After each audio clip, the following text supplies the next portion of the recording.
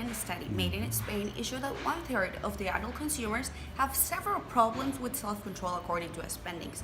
It also showed that the percentage of consumerism is slightly bigger in women with a 34% and in men with a 32%. It also showed that 15% of the population that was tested have an addiction that can be moderate, and the other 18% that's left have an addiction that needs to be treated as soon as possible.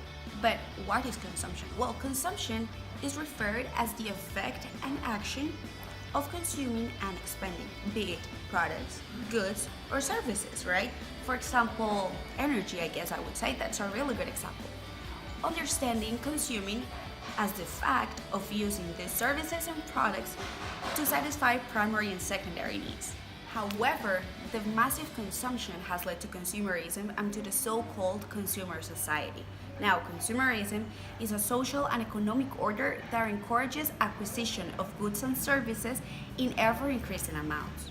But how does consumerism affect a person psychologically? Well, first of all, they'll have a desire to be accepted in a high social status. Additionally, they'll lack of critical aptitude and they will have some vulnerability towards advertising messages.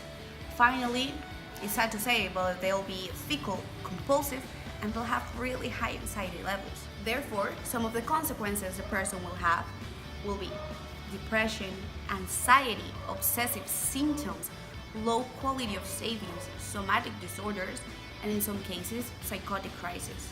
I have two general examples.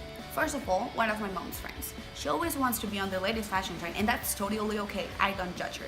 The thing is that she's always buying stuff she doesn't really need. And whenever my mom confronts her about that, she knows it's wrong. She has no self-control and she doesn't have the economic resources to do so. As a second example, I have a person in which every year, he or she, of course, is changing its cell phone, which sometimes is not totally necessary, but why do we do it? Because we want to have a social high status. As in personal examples, of course, also family examples, I have two.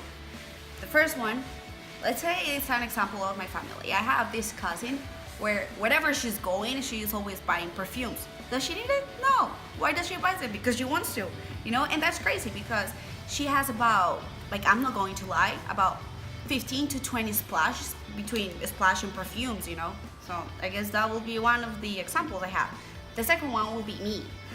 I'm a compulsive buyer of makeup. I love makeup, and most of the time I don't really need it.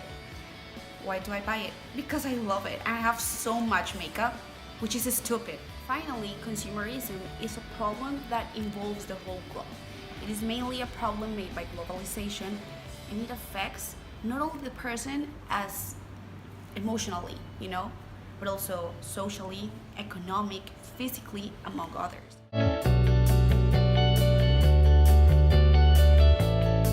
So some of the recommendations I have for this problem is 1, make campaigns that actually put awareness of people of what's happening. Second of all, get help, whether it be psychological, psychiatry, or any other that you want to have, but just get help.